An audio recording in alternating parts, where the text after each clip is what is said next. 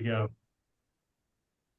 Hey everyone, it's great to be with you today. This is our Daily Men's Devotional. Today we have Steve Johnson from Portland, Oregon with us. And just have to start by saying, Steve, you're a hero of mine, and I've tracked you through the years. You have just been a very bold and courageous person in the ministry that God's given you to do. I really appreciate you and Lisa and the church plant that you guys did in New York City. And with the members of the church, you guys inspired a lot of people with your creativity, your musical works that you did. Most notably for me is Upside Down. And for those that don't know, Upside Down is a musical based on the book of Acts. And I would call Steve and company the first Lin Manuel Miranda. They brought, instead of American history to life, they brought the Bible to life. And if you haven't seen it, you should. It's available. But a special note to me while he was at New York, working with the church there, they navigated the whole 9/11 catastrophe. And there's just an amazing story how God protected people and how that church was able to reach out to folks that were going through that difficult time. Uh, as I said, he's currently in Portland as a minister there for a church, and we're super happy to have him. And one thing more I wanted to say, he and our friend here in Denver, Ray Roski, have come together and made a nonprofit called the Third Meal. And the Third Meal gives food to kids in need. And there is a presence here in Denver, as well as other cities throughout the country. And Steve, we're just really inspired to begin with to have you here and appreciate the journey that you've been on. And we just welcome you here, my friend. Thanks for coming. Thank you very much. Thanks for that introduction. We're going to Uh ask you to speak just a little bit louder, Steve. Sorry, a can you hear me, guys? little bit on the low side, but we'll This is I don't know, it's maybe I'm just being too soft spoken today. I'll try to speak up and but th thanks for that introduction, Bart. It's good to see all of you. I appreciate you. These are my favorite hours of the day anyway. I'm a these are the hours I can sort of do whatever I want. And Lisa's been on a protocol for 15 years, and she's doing very, very well. And most of the people I've met in the kingdom or kingdoms in the last 15 years have been folks that have helped a whole lot, and I prayed a whole lot for her. So if I could just first thank you, and I'm sure we'll have a prayer here in a second. But I just want to thank all of you and pray for all of you and your families. And you all look healthy. Those of you that I know, you look just a little bit more tall than you did. You're aging well. You look fine, but we don't.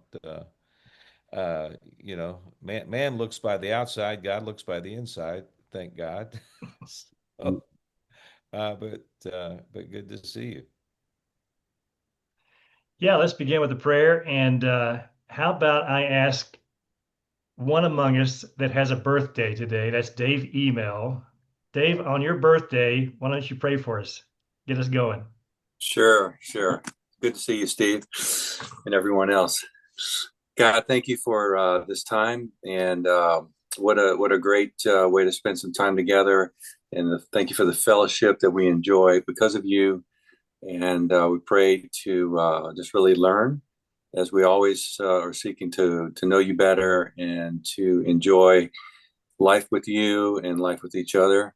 And pray for the upcoming camp, for the relationships that are built there. And it's in Jesus' name I pray. Amen. Amen. Amen. Well, Thank you. brother, what's the Lord showing you these days? Which bro you talking to me? It's Steve Johnson. Well, the Lord shows us something every day. I'm at a very happy time in life, and I'm thankful for that. And uh, I had an event happen last year. I've ridden motorcycles for years and never had any trouble.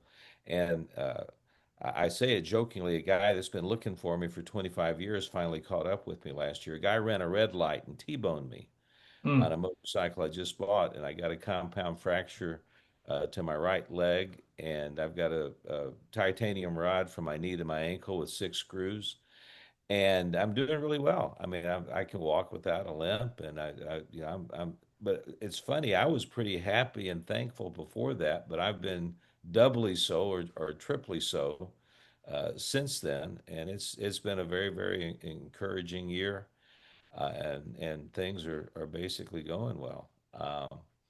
I was thinking that this being a men's devotional, I might be expected to be spiritual or something. So I did. I will just share you without being too hypocritical. Um, uh, and maybe I can tie this all together. You know, I've always been a bit scatterbrained, but I was thinking, and I shared it in the sermon yesterday, Matthew 16, somewhere around verse 26, where Jesus talks about following him, and he says, "For what does a man gain if he gains the whole world but loses his soul?" Uh, and I was thinking a lot about goals when I shared this passage, and about how uh, one of the things that makes me happy is having new goals all the time. When we look back on goals that we've had before, you know, there's just been uh, there's so many things I wouldn't even, when Bart was doing the introduction, I wouldn't have even thought about 9/11 this morning. But that takes me back to a different time in life, and a different place.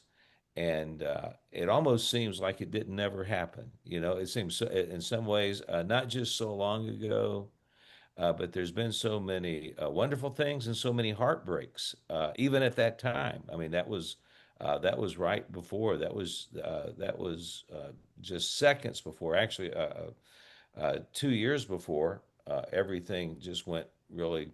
I don't know the right way. I don't know my group. I don't know the right way to word it. Some people think it was of God. Some people think it was of Satan.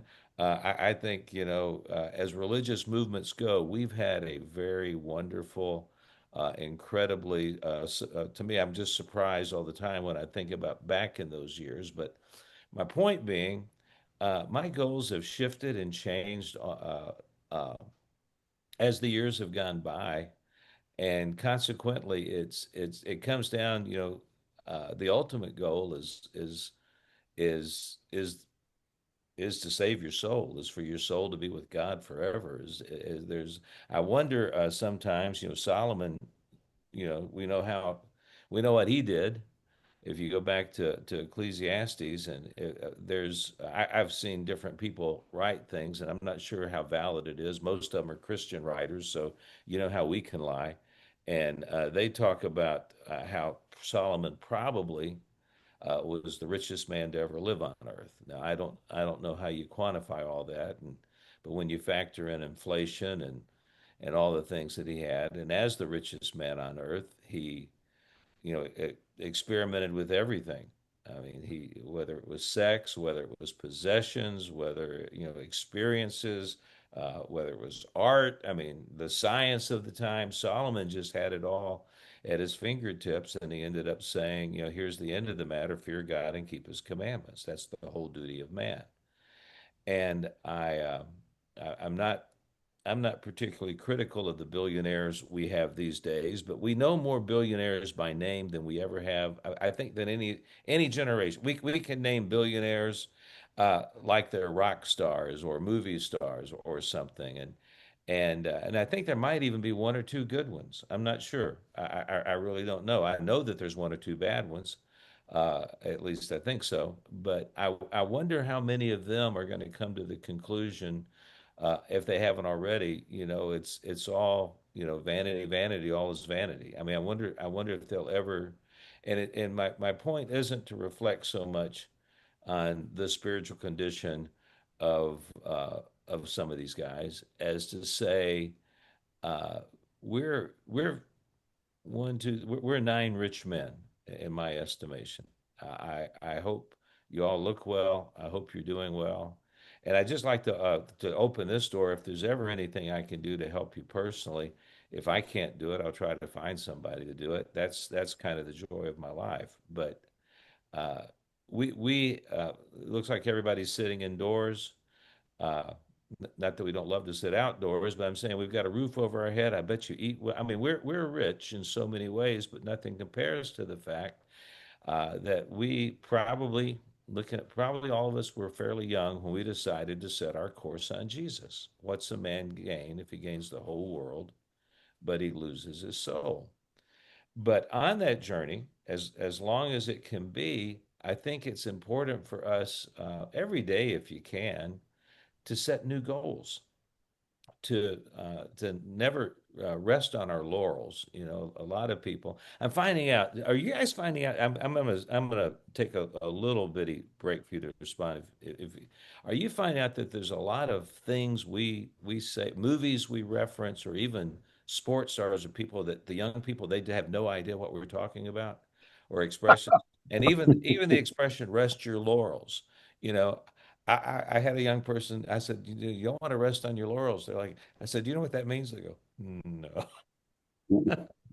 And so I say, well, a laurel was a laurel wreath, and a laurel wreath was given. You guys know this, right? I'm not going to go through the detail. You know, so if you rested on the crown that you won in the race or the Olympic event or whatever, if you rest, you know, you were, you know, eventually someone's going to beat you. You know, you just don't want to rest on your laurels, or you don't want to, uh, just say, well, I was successful then, so I'm done. You know, and I think that it's really, really important for us to set goals. To let me see if I can remember any of the things I shared yesterday. To in setting new goals. I mean something that might be fairly challenging for us, something that we might doubt if we can do, so that we've got to deal with our doubts. Jesus said, "Stop doubting and believe." I think if I set a goal to dunk a basketball, that's fairly ridiculous. It's not going to happen without a trampoline and then somebody to catch me. But if I set a goal to jump higher, I can still do that. I mean thank God I have my two legs and I can do that. There's certain goals that would be ridiculous, but there's other goals that if we set them, then it affects so many aspects of our life. It affects who we surround ourselves with. You guys doing this, I mean, this to me is evidence of wanting to surround yourself with people, whether it's for the encouragement, for the challenge, just the fellowship. But very often setting goals sort of extends our our network, our community to where we get to know some other people. And I've got financial goals, I've got health goals, I've got church goals, I've got there's so many different goals that I have. But I go to bed every night fairly happy, looking forward to the next day, and wake up in the morning. I've got my routine and things to do. I try to make money every day. Let me talk about money for just a second. I try to make money every day. And that's basically by paying off a HELOC that I've got a mortgage and a HELOC, and that's the only debt I have, thank God. But that HELOC, it hangs over my head. It doesn't really, but in my as uh, oh heck, not El Cid. Who's the knight that chased the windmills? Uh, Don Quixote. Quixote. I have to get help on some of these things sometimes. You know, I suit up like Don Quixote every day, and the HELOC is the big windmill that I think is a dragon, and I win every day. I just pay a little bit off, and my HELOC follows the prime minus a point, which is still high, but every day I finish the morning before I make juice for after I've had my quiet time before I make juice for Lisa. I have nibbled the drag. I'm nibbling that dragon down a little bit. That's one goal I look forward. One of the things I look forward to every morning is getting up, reading my verses, saying my prayer, and taking a stab at the giant.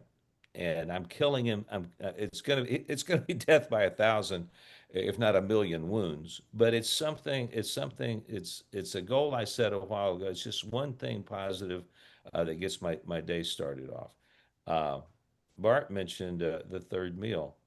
Uh, the thought I did have that I really wanted to encourage you all with is, especially at our age, try to set a goal that is 200%, 100% altruistic. Something that you can't make a job that you get paid out of, something that people may not even know you're doing it. Don't let your left hand know what your right hand is doing. At our age, if I could inspire more and more guys to really to do what Ray and I did or are doing. And at first, when we started, to tell you the truth, Ray was worried about his old preacher friend, and he's afraid. Well, what if the church stops supporting Steve? And he said he got it in his mind. He wanted to start some kind of nonprofit to help me, and he figured if he could help me, then eventually maybe we could help a lot of other old preachers that might need help. And he was waiting on an Uber, and he saw some kids on the street that looked like they were homeless and not doing very well. And he had the thought, I wish they could order a sandwich and me pay for it the same way I'm ordering an Uber. And one thing led to another, and fortunately, it wasn't out jumped a golden calf. One thing led to another, and we created this thing called the third meal, which is we have no staff, we have no payroll, we have zero overhead. We're feeding about 1,000 people a week. The summer, I say about only it's over 1,000 from in the school year. In the summer, it drops down a little bit, but it's we never have any pressure for raising money. We have more. We our motto with the kids, the original idea, and what we do still to an extent is we there's so many great organizations that are feeding kids, and they're huge and they're enormous. And when we started this, really, I mean, half of the idea, Ray was just worried about me, and half of the idea was we want to do something good. And as we've been doing this for 5 years, and we've repented daily as we've gone along, and we've decided this is something we never want anyone to make any money from, or to have a job, or to have a staff, or to do that. What we do essentially is we link donors and food suppliers with the student advocates, people in school that know the kids that are food insecure. And by doing that, we're, like I said, able to take care of about 1,000 kids. Many of them, what we want, because there's all sorts of food programs that are able to feed way more kids than we can. We want the kids to go into a restaurant like anybody else and be able to have a meal. And we do that mostly with gift cards. And that way, there's no stigma attached. And they can have the experience that their friends have. They're wealthier friends, that are going in. And we're not talking about McDonald's or something like fast food. These are, to the kids, they're nice restaurants. To us, it'd be a place that you go and get soup and a sandwich. It's just it's a step above fast food. It's usually better quality food, but it's not ritzy. But all of these kids, when they talk about it and share about it, they share we're going to a nice restaurant now, and it would just make you cry. And the other thing we do Mm. is we have food delivered when school's in session. We have healthy snacks, fruit Mm. and nuts and cheese and things like that delivered to the school. We've got a big school there in Denver. It's a ESL school, and one of our best partners, Hannah, works there at that school. And actually, what we do, she goes to Costco every week, and then sends me the bill, and we pay it. But I'm sharing all this to say, originally, uh, guys like me, we start something and we start figuring out how we can have a chapter in every corner of the world or something. Let's expand, let's get bigger, and I had those thoughts at the beginning, but as the years have gone by, I've told Ray two things. One, I said, if this is all we did if we just fed these 1,000 kids for the rest of my life, I'd be happy. But the second thing, what I'd really like to do is I'd like to inspire. I know a lot of you, there's a lot of guys we know that could start a nonprofit. It's as easy as falling off a log backwards for some of us. And I would like to inspire a lot of people to do something altruistic that feeds kids. There's a million good causes in the world, but there's about 20 million food insecure kids in the country. And I figure if Ray and I can do it, Ray and I started, we were just motorcycle buddies. And when we started the nonprofit, Lisa and I paid for it out of our pocket to get it going. And we were just helping a school down in Reno because I know BJ Foster, BJ and Kai, and BJ works inside the school system. She's with CIS. And so for the first 6 months, I just sent money to this restaurant that partnered with us, and we got it started. And of course, as I was doing that, we were hitting up our little secret motorcycle gang, and that's how we funded the first year and got it started. And we've got a network of well, we got a motorcycle gang of people that give money every month, and this is kind of our charity and our thing to do to not tell anybody about in a prideful way. This is what we do. But the thing I'd really like to do is to help encourage, inspire, and tell people, you could do this too. Uh, this is a better hobby than golf, and it takes less time. And every week I feel like Santa Claus. Of course, that's why I grow a beard every year because I have to be a decoy. Santa Claus is a good friend of mine, and I'm not Santa Claus, but I am a decoy. And when he's got to be sneaking over here doing something, I'll be out here, making the kids think I'm Santa Claus. But I feel like Santa Claus every day. I'll be either online, uh, via Costco or Walmart, sending food to a school, or I'll be reimbursing someone. And one of the reasons I told Ray I'd be happy doing this the rest of my life is I said I've hit my limit. I said I can do my part of it. Ray and I are the only two people in the third meal as far as what would you call it, management, or I mean we are the third meal, but we tell the people that we're giving the food to, the teachers and the counselors, we don't care if the kids ever know that they don't ever have to hear the words the third meal. We're not doing T-shirts or anything.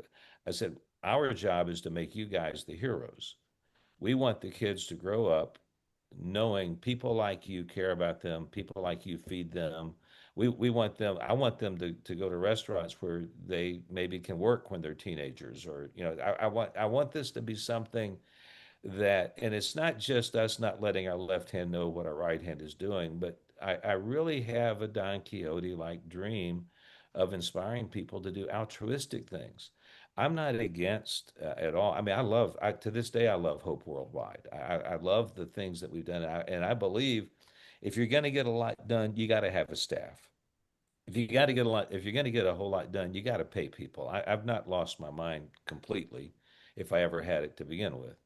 But I would like to inspire. There's just a lot of us that have the time and the brains and the heart to do something almost casually. I mean, and it just takes. But I'll get back to my theme. What are your goals? What do you want to do? I still love Jesus. I still want to save lost souls if I can. I'll tell you the truth. I won't say confused. My theology has definitely evolved over the years as far as what it means to save souls, and to this day, if someone sat down and said, "What do I need to do to be saved?" I mean, I got some teenagers we're studying with this week. Uh, and I don't want to sound like that's something I do all the time. Someone that used to go to church that doesn't want to go to church anymore. A teenager wanted to study the Bible, and she told him, "You need to go see Steve and Lisa." And so she's bringing her boyfriend, and we'll start studying the Bible, and it'll probably end up getting somewhere in the direction of hear, believe, repent, confess, and get baptized. I mean, I haven't come up with anything really, really new, except perhaps how I regard other denominations, other people that are as smart, if not smarter than me, that don't agree with the hear, believe, repent, confess, get baptized. I used to say if they're not brothers, they're cousins. I consider a lot more people brothers and sisters these days than I used to. But the, back to the point, uh, what are our goals for the rest of our lives? I would love to baptize some more people. Uh, but the main thing I do is, well, let me stop right there. Let me tell you one story, then I'll shut up for a second and pull this together. Uh, and some of you may not know this, and I don't. I'm this. It's not a big deal with us anymore. But you know, whether it's we've had this thing about men and women and their roles in church and all of that, and I've listened to my wife preach my whole life. I thought everybody ought to. I know that men used to sneak into women's days, and if you ever wanted to one on one, if you ever wanted to say, see what happened to you guys with the ICOC or anything, we can talk about it. But I sincerely love the ICOC. I've never. It's a lot like I feel about if I go back in time far enough, the Church of Christ. I mean, God has blessed me with in every phase of my life. It seems like God has just shown some special attention and given me what I needed. But I said that in order to say Lisa was preaching one Sunday. Uh, our congregation is partnered with a nonprofit that has about 200 houseless people here in Portland, and they feed them and they network them, try to help them get their social services stuff that's available, and they have a shower on Tuesdays and Thursdays and stuff like that. And we've our congregation once a month will make sandwiches to give to the nonprofit to give to the poor folks. And once a month, I go to the park and I take Twinkies and Hostess Twinkies and cupcakes. I take enough to feed 200 people and boxes left over. And that group is called PDX Saints. And we had them come to church when we first were. We've been working with them about 6 months, maybe a year. I can't remember, but we wanted them to come to church. They wanted to thank us for what we were doing, but we prepared a meal for them, and we wanted to thank them for what they were doing. So we made it a very special celebrating them. And Lisa spoke, and when Lisa spoke, she spoke from Matthew 25, and she talked about you know. Lord, when do we see you hungry? When do we, and we've heard that and we preached that our whole lives, right? I mean, that's something that is just very it's just a very common uh, Bible study. Something I don't know exactly what she said. I don't know if I was paying better attention, but I heard something in it. I honestly, we're always saying, "Man, I found a new thing." I don't find that many new things. I mean, I don't. I find a whole lot of old things that just look a little bit different than they used to.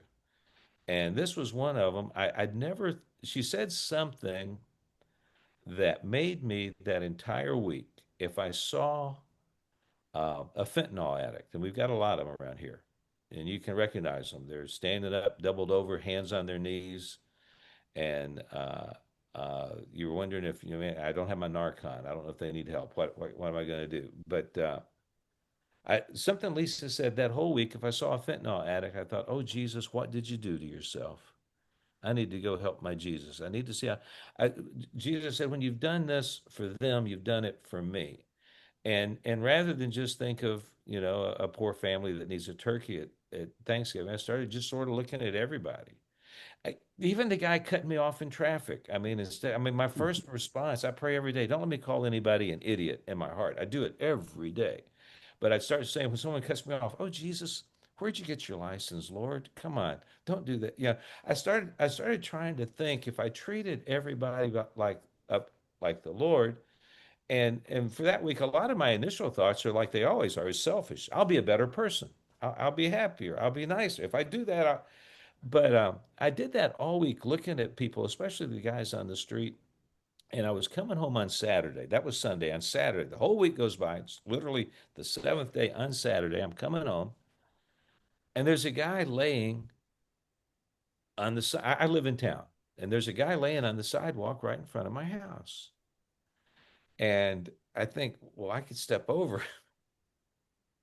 Uh, so I look down and I'm thinking, okay, what's Jesus done that he's laying on the sidewalk in front of my house? And you can't talk down to Jesus. I figured I can't just say, hey. So I laid down on the sidewalk right next to this guy.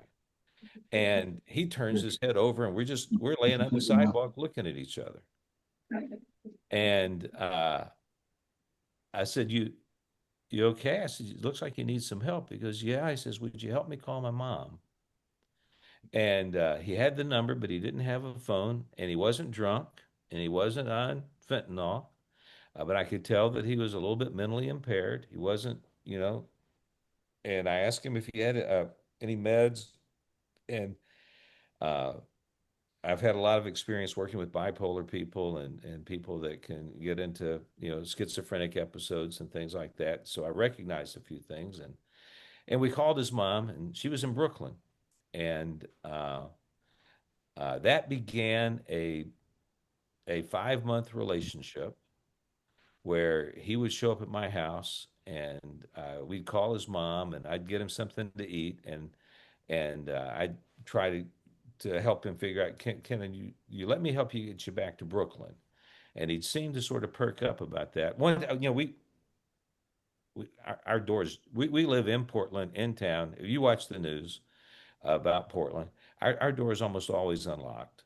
And one time, Giovanni walked in the house. I wasn't here, and he walked, and he's just as harmless as a fly. But we started locking our door in the daytime, just so he would have to only so he'd have to ring the doorbell, so the girls would know, get dad. It's Giovanni. But uh,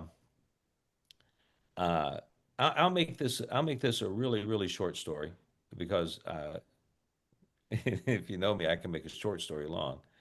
Uh, God really blessed me. I took Giovanni back to Brooklyn, and the city of Portland paid for it. Uh, I got a phone call one time, one day.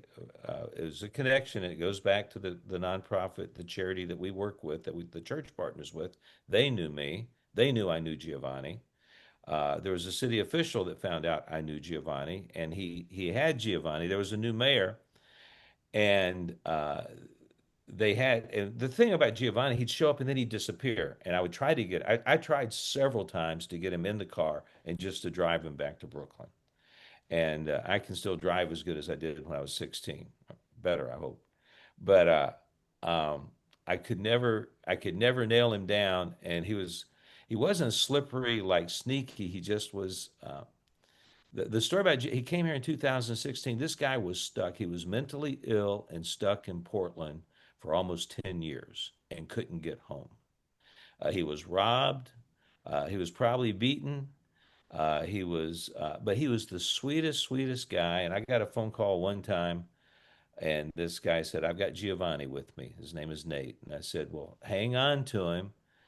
He said, "Well, we'd like to get him back to. I work with the city. We'd like to get him back to Brooklyn." I said, "That's what I said. You hang on to him. I'll go rent a car right now." And he said, "Well, we want to send him to you."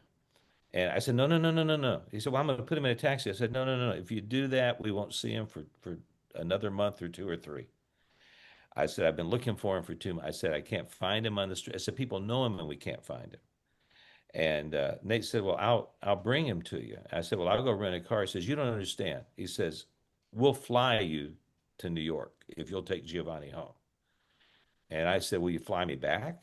And they said, "Yeah." I said, "Okay." And so that same day, that night, we're on the red eye, and before 9 o'clock the next morning, Giovanni got back to his family, and we're friends. He's got his own little computer, and he's on Facebook, and we talk every week.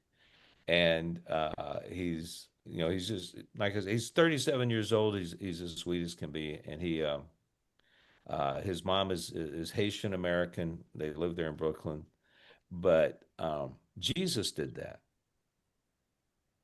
Mhm. Jesus did all that. The guy that told us, "What if you gain the whole world but lose your soul? Well, what's it worth?" And I'd just be worrying about paying my HELOC down, or making sure my wife's cancer is under control. I've got other things. If Jesus hadn't put it in my heart to look at people lying on sidewalks like Jesus, Giovanni would still be struggling here in Portland and would eventually die, and nobody even know where he was. But he's home. He's happy.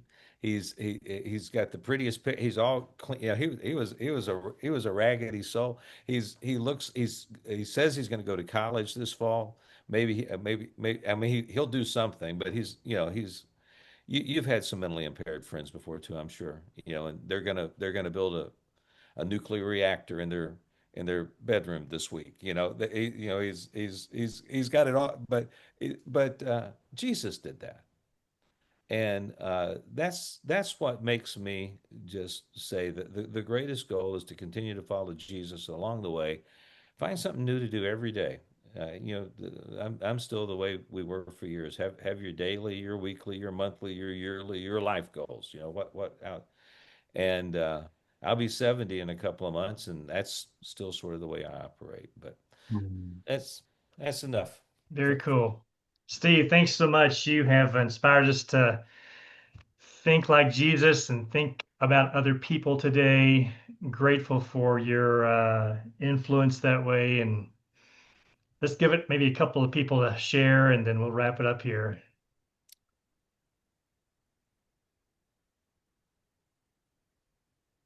Yeah, very inspiring talk, Steve. Thank you. I appreciate what Third Meal has done, just what I've seen of it, and talking to Ray, and also appreciate your wife's teaching on mutuality. My wife and I struggled to hear the poorly recorded videos a few years ago, but the message definitely got through, and I really respect all that you do to be more like Jesus and to help the rest of us do likewise. And I guess my question to you about Third Meal is what ways can others help in what you're doing?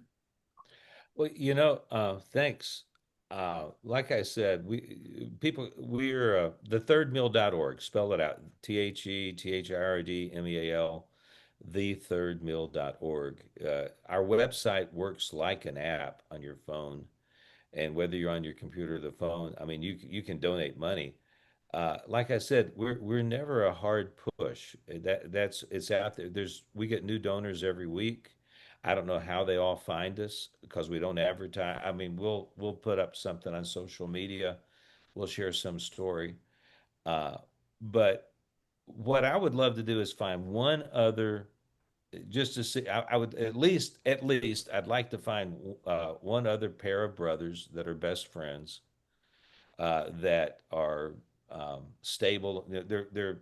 We're old enough. We got enough time that they would say, I would like to do something like that. All it Hmm. takes is having a partner in a school that says, yeah, we got kids that need food. Can you help? And then all it takes is donors that say, I would love to feed kids.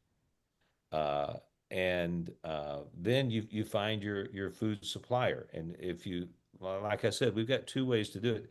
If you found a school that would say, we would just love for you to help us, we don't have nutritious snacks, and they very often they'll usually say, especially with our kindergarten or first grade. And we've been able to expand starting there. We've been able to expand where we'll do a whole, so far it's mostly elementary schools. There's some teenagers. There's a program that works with kids on the street, but I help some teenagers here in Portland, but the let me not get distracted. If you've got a school that needs the help and you've got a relationship and you say, we want to help, then you find, can I get a restaurant that will be a partner with me? Will they match? If I got $500, will they give me $1,000 in gift cards? Ray is great at this. Believe it or not, I'm the worst salesman in the world. Ray is the best. And uh, so then with the donors, you start telling people what you're doing. The next step, to me, the reason to start a nonprofit is, if you're I would love to help another couple of guys do this so that you're feeding at least 1,000 people. And to do that, you need to have a 501(c)(3) just to be able to set up your website, just so people can donate to it, just so you can have a profile. We've done the best with Oracle. Ray works for Oracle, and so most all of these large companies, most every company has a thing with their employees that they'll match the employee's donation to a nonprofit up to a certain limit. And I can't remember if Oracle's $2,000 or $1,500 a year, something like that. And so Ray started sharing it at Oracle. And it's very, very easy. If you're a nonprofit, it'll take you a day of at least a day of your life to get in and to figure out how to apply to be a recognized charity with Oracle or with Intel or with, fill in the blank, any of these companies. They all do it. A matching donors program. And but it, if you've got a relationship where there's kids that need to be fed, and like many of us do that have been around the church forever, how to start a nonprofit, then it's just an easy thing to do. Some of the time, if you want any more details, I can share it, but it's really just about as easy as having the idea. Good stuff. Better wrap it up there. Steve, Thank thanks so you. much for being a part of this today. Tomorrow we have a good friend of Steve's and mine, former boss, Roger Lamb. He used to be over KNN, Kingdom News Network, and he'll be with us. Wednesday we have David Tackle, who wrote the book Forming. It's been very inspirational to a lot. And then our very own Brian Plymell will be with us on Thursday morning. So thanks so much, Steve. Appreciate it. Guys, have a great day. Thanks for joining us. Love you. Thanks again. Thank you. All Appreciate right. it. Love you too, Bart. Thank Happy you. birthday, Dave. Thank you. Steve will be praying for Lisa too. Thank you so much.